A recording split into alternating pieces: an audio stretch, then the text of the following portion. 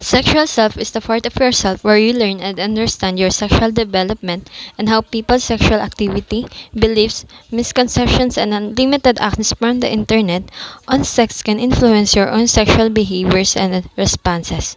Your sexual self speaks of your sexual health, sexual orientation, gender identity, and expressions and values around sexuality.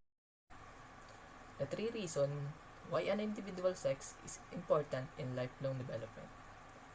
The first one, each children come under increasing cultural pressures from parents, teachers, peer group, and society.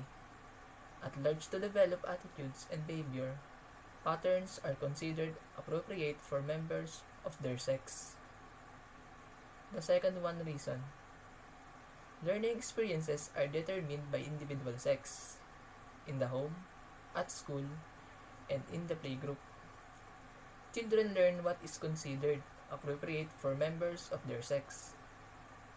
And the last one, reason, the attitude of their parents and other significant family members toward individuals because of their sex. Strong preferences for a child of a given sex mark influences on parents' attitudes, affecting relationship with the child. Good day. I'm Roxel Canby Dalit from BSA 1B. Group 2 in Understanding the Self. Module 2 discussing segment broad psychosexual stages in development and the concept of erogenous zone. Freud believes that every child goes through a sequence of developmental stages, and the child's experience during this stage determined adult personal characteristics. Freud uses the fixation to describe what occurs when a person does not progress normally from stage to stage, but remains overly involved with a particular stages. Each stage represents fixation of libido in a different body part. As we grow up, certain areas or parts become more important as sources of potential tension or pleasure. There are 5 stages: oral, anal, poly, latency, and genital stage. First is oral stage, 0 to 1 year old. It derives satisfactions by putting something in its mouth, biting, sucking, or chewing. Baby weaning away from breast milk or formula milk. Doing mastery of gratification of oral needs. Beginning of ego development. Desired outcomes. Development of the trust in the environment with the realization that needs can be met. Other possible personality traits. Fixation at the oral stage is associated with passivity, gullibility, and dependence. The use of sarcasm may develop orally focused habits like smoking and nail biting. Anal stage, 1 to 3 years old. Anal region, expulsion and retentions of feces. Primary conflict, toilet training. Beginning of development of a sense of control over instinctual drives. Ability to delay immediate gratification to gain a future goals. Desired outcomes, control over impulses. Other possible personality traits, fixation at anal stage is associated with anal, retentiveness, stinginess, rigid thoughts, patterns, obsessive-compulsive disorder, or anal expulsive character, messiness, destructiveness, or cruelty. Phallic stage, source of satisfaction, genital masturbation. Primary conflict, Oedipus and Electra.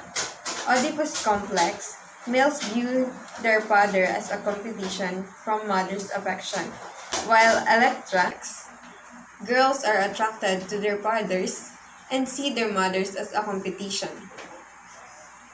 Test, sexual identity with parents of same sex beginning of superego development. Desired outcomes, identification with parents of the same sex.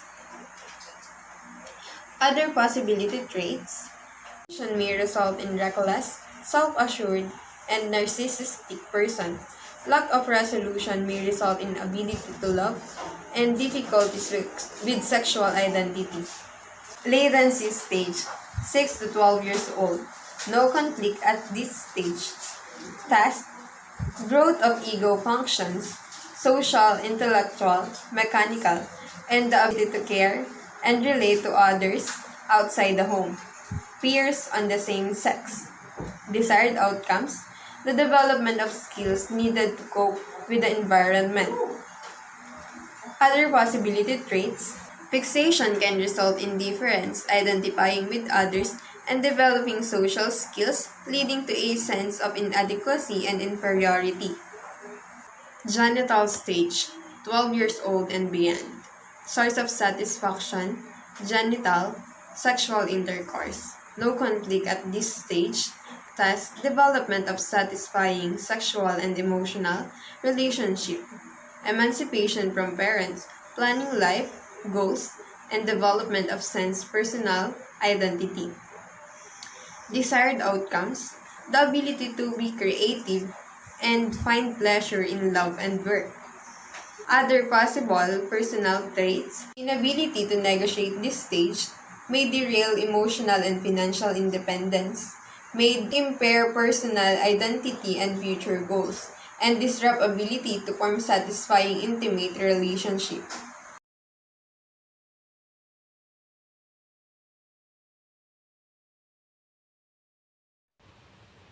One's anatomy and sexuality change with age. The changes are rapid in intrauterine life and around puberty, but are much lower in gradual and other phases of the life cycle. Like all forms of human development, sexual development begins at birth. At birth, both male and female have all the neurophysiological equipment necessary for sexual response, although the reproductive system at this stage is not functional. Sexual interest, sexual activity, and sexual response are seen in decreasing frequency in most children from infancy on. Even newborn males have penile erections, and babies of both sexes seem to find pleasure in genital stimulation. What appears to be orgasm has been observed in infant boys and girls. And later in childhood, orgasm definitely can occur in masturbation or sex play. Sexual development includes not only the physical changes that occur as children grow, but also the sexual knowledge and belief they come to learn and the behaviors they show. Reproductive system, as defined, is a collection of internal and external sex organs which work together for the purpose of sexual reproduction.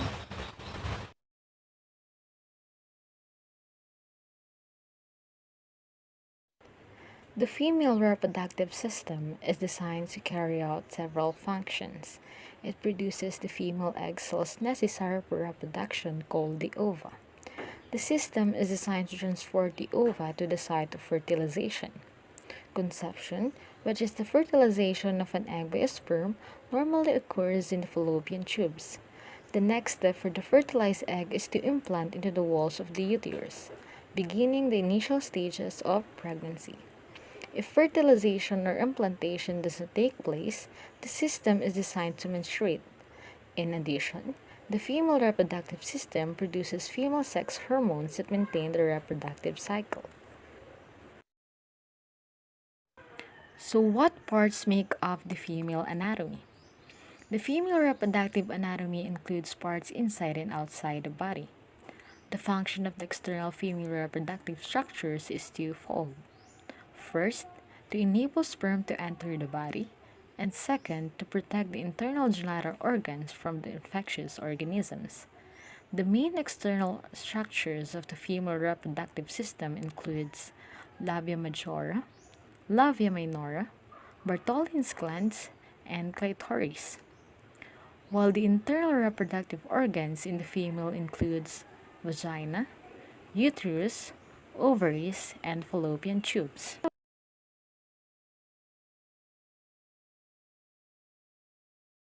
So let us take a look at the male reproductive system. The male reproductive system is a grouping of organs that make up a man's reproductive and urinary system. These organs do the following jobs within the body. They produce, maintain, and transport sperm and semen. They discharge sperm into the female reproductive tract. They produce and secrete male sex hormones.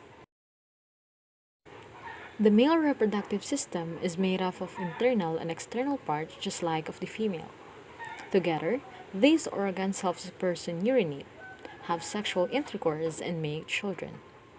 The male reproductive system is mostly located outside of the body. These external organs include the penis, scrotum, and testicles, while internal organs include the vas deferens, prostate, and urethra. The male reproductive system is responsible for sexual function as well as urination.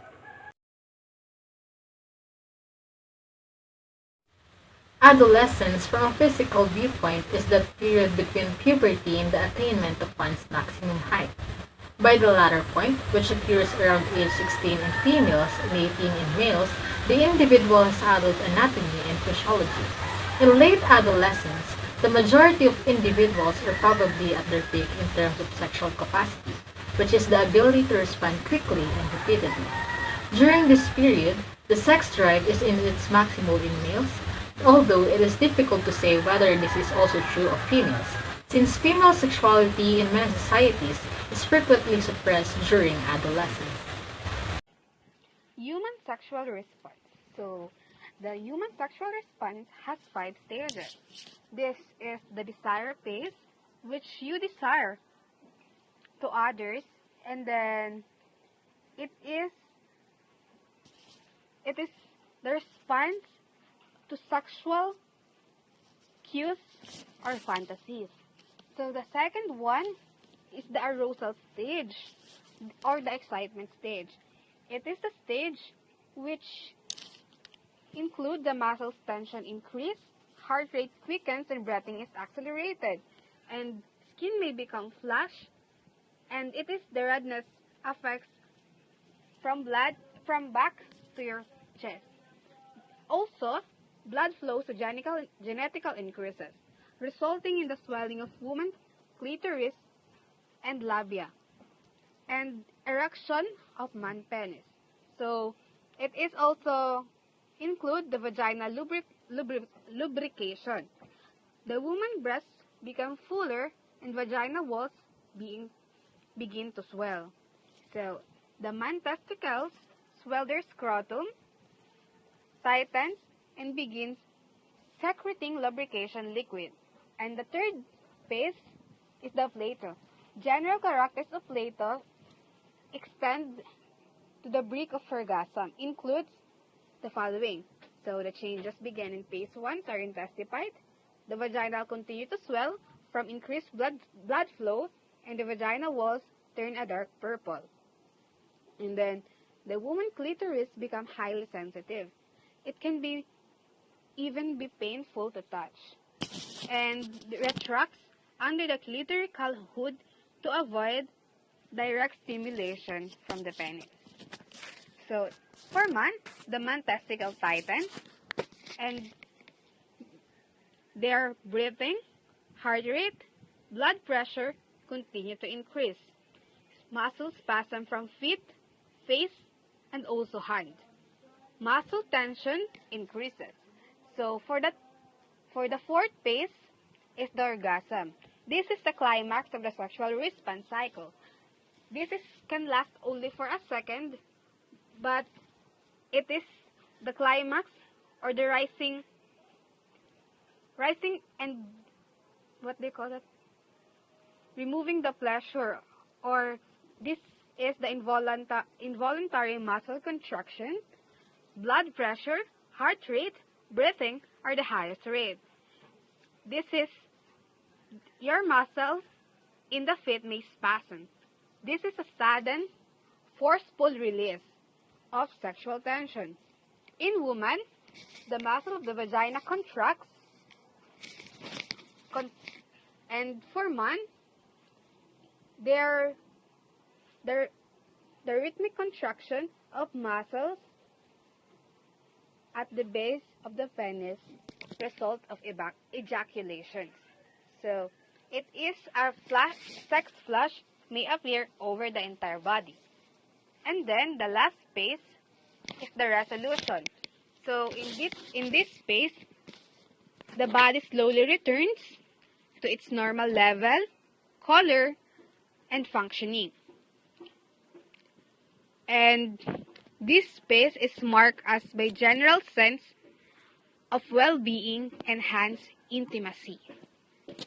And often, Pading, some women are capable of another orgasm, but for men, they need a recovery time to gain energy and to make another orgasm. And this orgasm for men is being slowed as they age. For example, they are old enough and they can't even do another orgasm after one. But at a young age, man can man can do one or more orgasms unless they are tired or they are needing a great rest. So that's all the 5 phases of human sexual response: the desire phase, arousal phase, latest phase, orgasm phase, and the resolution phase.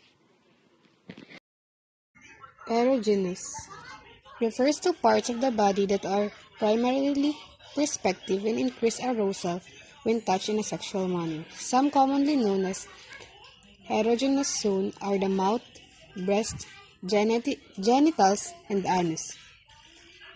So, in women, they are easily get aroused when they are touched for the light touch from the neck, forearm, and vaginal margin.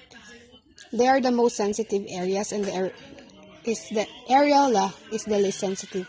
When it comes to pressure, the clitoris and nipples are the most sensitive, and the side boob and abdomen are the least. So, erogenous is producing sexual excitement or libidal gratification when stimulated. It is sexually sensitive, relating to arousal feeling sexual. And then human sexuality, more than sexual feelings or sexual intercourse, it is an important part of a person who is what she will become. It includes all feelings, thought, and behavior associated with being female or male, being attractive and being in love, as well as being in relationship that include sexual intimacy and sensual and sexual activity. So, human sexuality is focusing on who or for what their feelings to others, like the love and affections to other sex.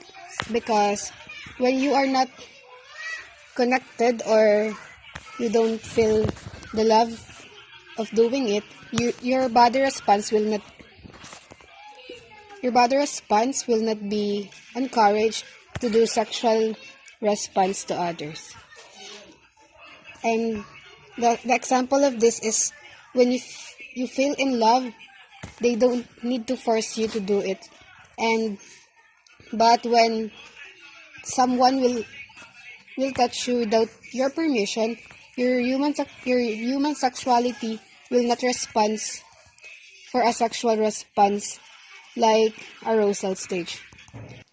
So, before I start with my topic, I want to ask you something.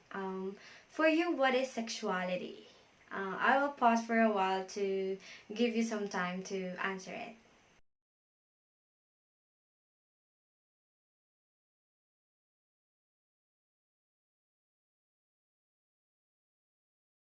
Are you able to define it? If no, you belong to majority of the people who cannot define what sexuality really is. And if you do so, well then congratulations, you have some advantage when it comes to this topic. To be honest, a lot of people are struggling to define what sexuality really is. Because sexuality is more than just genital and genital excitement. Sexuality has a variety of meaning and it doesn't have a standard definition. So, for a better understanding of sexuality, here are the 5 circles of sexuality according to Dr. Dennis Daly. The 5 circles of sexuality are sensuality, intimacy, sexual identity, sexual health and reproduction, and sexualization. First, we have this what we call sensuality. Sensuality involves the level of awareness, acceptance, and enjoyment of our own and other bodies. This circle particularly pertains to skin hunger, human touch or affection, such as cuddling, holding hands, and hugging, feeling of attraction to someone, may it be physical or sexual attraction, fantasy or fantasizing when you are daydreaming about something. Sensuality is kind of like the need for human touch. We are all humans and we have this need for human contact and human touch. Moving on, we have the second circle of sexuality, which is intimacy. Intimacy is the degree to which we express and we have a need for closeness with others. Its components are sharing, caring, loving, or liking, trust, vulnerability, self-disclosure, and emotional risk-taking. To explain this circle, I'll use a real-life situation. I know that all of us here already experienced liking or loving someone, and that's where an intimacy began. The first time you say, I love you, when you confess your feelings to someone, with your confession, you are taking the risk. Especially when you have no idea whether that person feels the same way towards you or not. If the person responds, I love you too, well then congratulations. You already took the risk and you are now in a relationship. Being in a relationship is being vulnerable with somebody. That somebody becomes your weakness and that somebody becomes your everything. As time passes by, trust and respect will make it into the scene. Being in a relationship isn't only about exchanges of I love yous, because trust and respect is also part of it. And as you go along, closeness will come out naturally. One day you'll find out that you two are already comfortable with each other. The next circle, which is the third one, is the sexual identity. Sexual identity is how we perceive ourselves as a sexual being. Its components are first, biological gender. When a baby was born, it's all about genitals. Second, gender identity. Are you male or female, or this what we call masculinity and femininity? The third one is the gender roles. Are we going to act based upon our assigned sex or not? And the fourth one is the sexual orientation. Are you attracted to male? Are you attracted to female? Or both? Aside from this, gender stereotype, gender expressions, and gender norms are also part of this circle. Most of the time when people talks about sexuality, they're only talking about vaginal sex, anal sex, and oral sex, which is kind of lacking because sexuality is more than just about those topics. Because those topics are only a portion of this fourth circle, which is the sexual health and reproduction. Sexual health and reproduction relate to attitudes and behaviors toward our health and the consequences of sexual activity. Its components are behavior, anatomy and physiology, which is all about identifying the human reproduction system, and the reproduction system, which tackles about how a baby was made, sexually transmitted infections or diseases, contraception, and abortion, which will be furtherly discussed by my other group mates. And lastly, we have the fifth circle of sexuality, which is the sexualization. It involves how we use our sexuality and may also include manipulating or controlling others. Its components are media images or messages, flirting, seduction, withholding sex, sexual harassment, rape, and incest. With this, we can say that this is the dark circle of sexuality because it tackles about the serious matters and cases regarding to sexuality.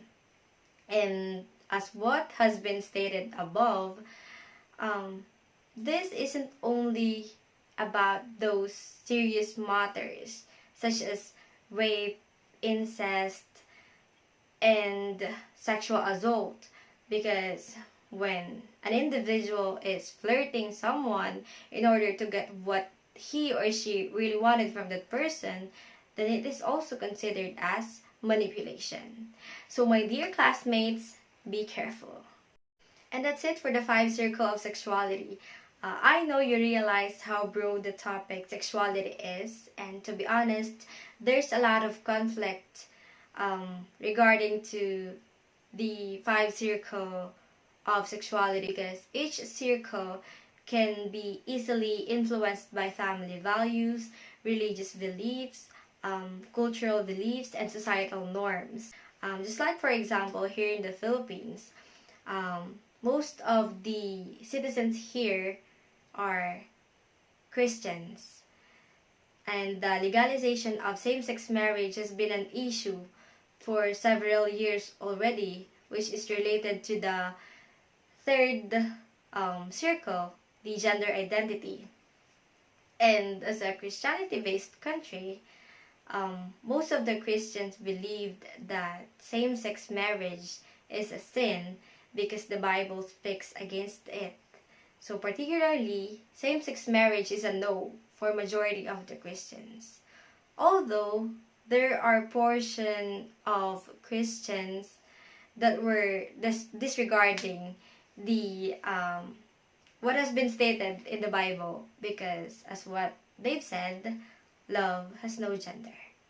Above all of these, it is a need for us to understand the sexuality because sexuality is part of who we are and sexuality is more than just about sex.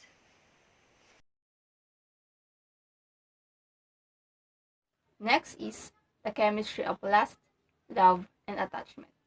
As we go along with this topic, we will know and understand if there are any similarities and differences about these three. But before we tackle the textbook definition, let us first define it by simple and basic definition. First is, what is lust? Lust is a strong feeling of sexual desire. It can also mean a hunger for anything. Lust is a strong and powerful desire. Next is love. Love is a feeling of strong or constant affection for a person. Attraction that includes sexual desire. The strong affection felt by people who have romantic relationship. Attachment. Attachment is a strong feeling of affection or loyalty for someone or something. Last, this is a pace which is driven by the sex hormones testosterone and estrogen in both men and women. Estrogen and testosterone are the two basic types of hormones present equally in the men and women's body that excite the feeling of lust within the brain.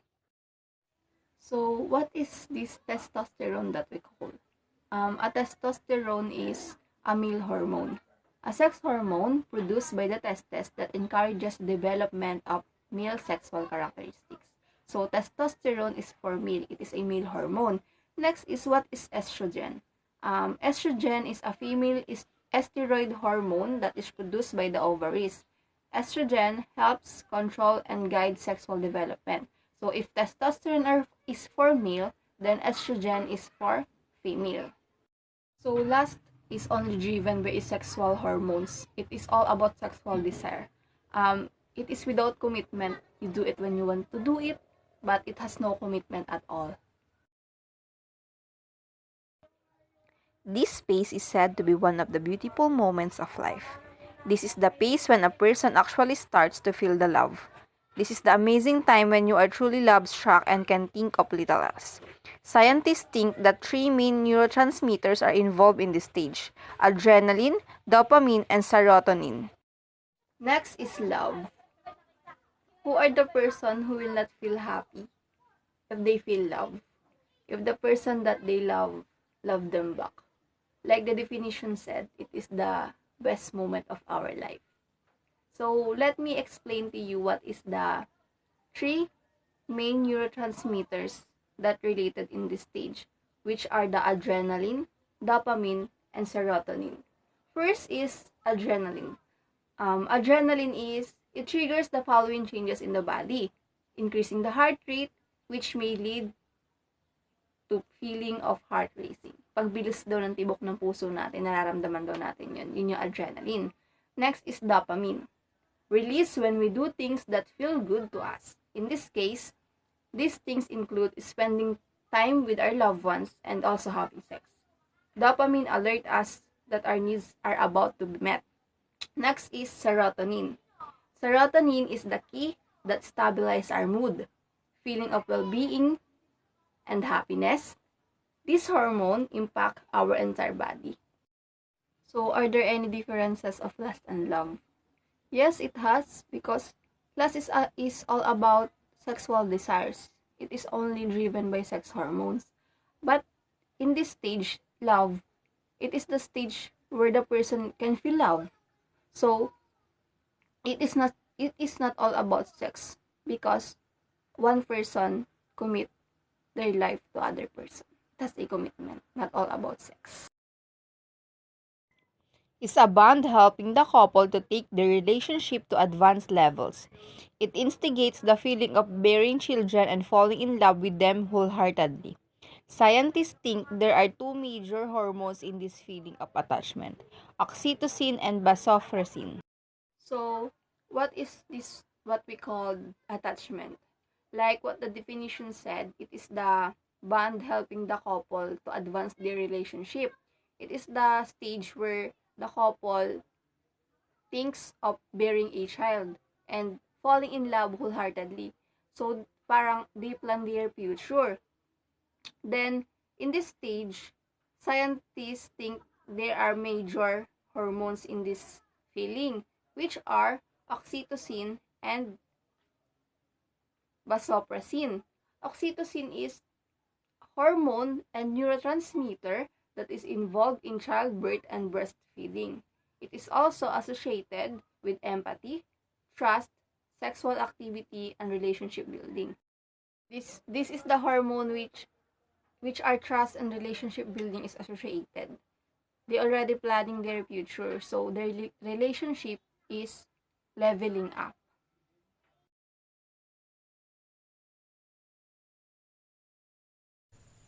Sexual orientation refers to an enduring pattern of emotional, romantic, and sexual attraction to men, women, or both sexes.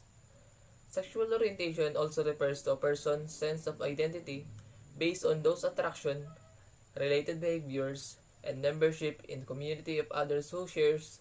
How do people know if they are lesbian, gay, or bisexual? The basis for adult sexual orientation typically emerge between middle childhood and early adolescence.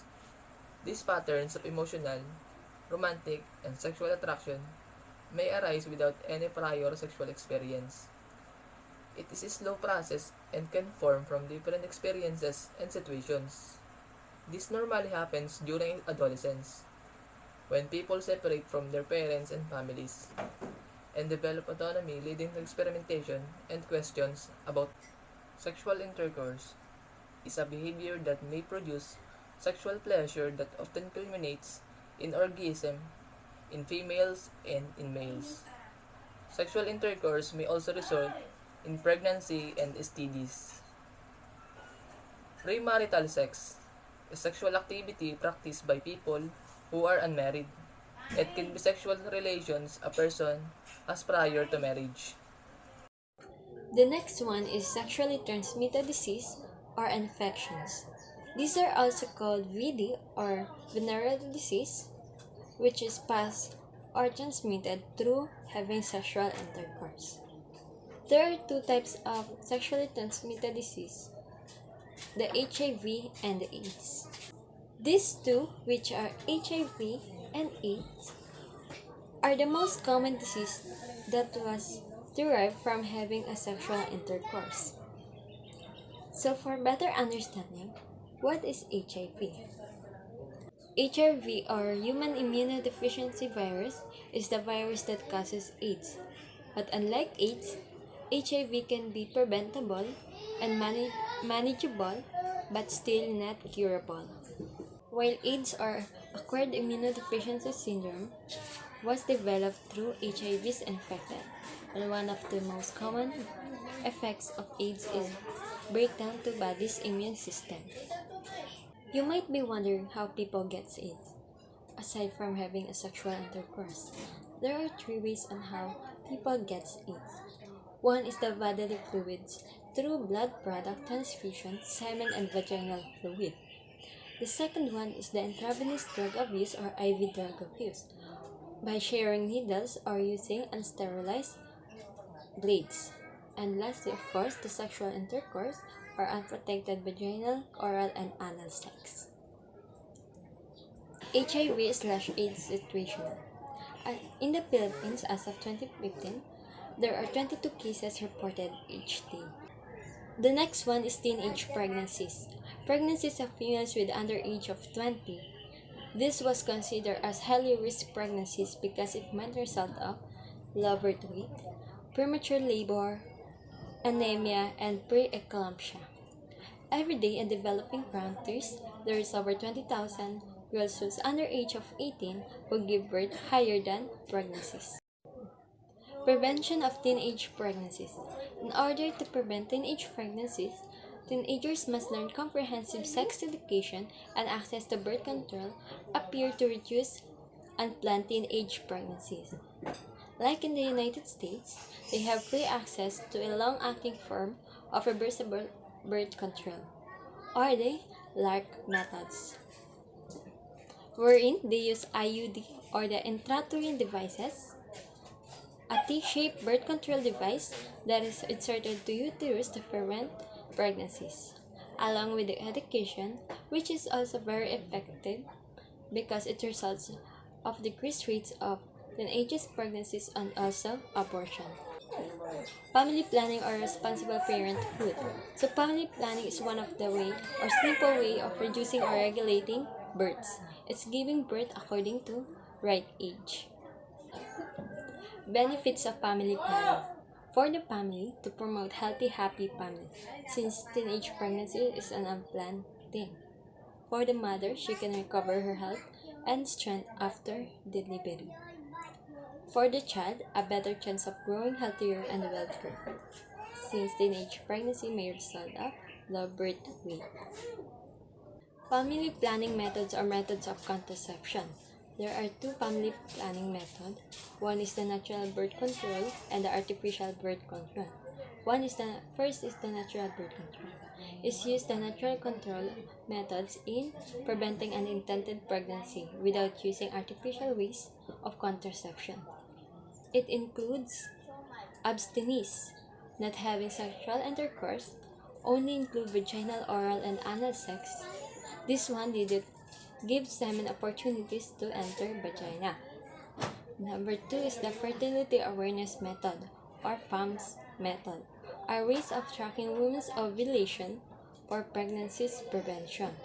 The third one is rhythm calendar or standard method, tracking women's menstrual history for ovulation prediction.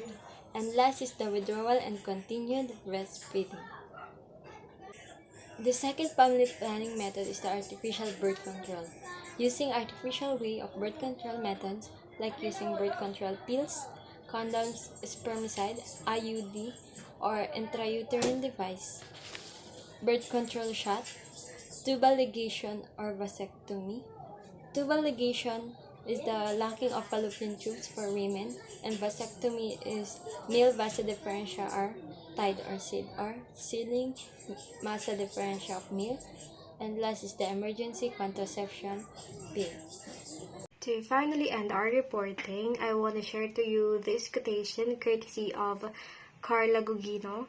Sexuality is one of the biggest parts of who we are.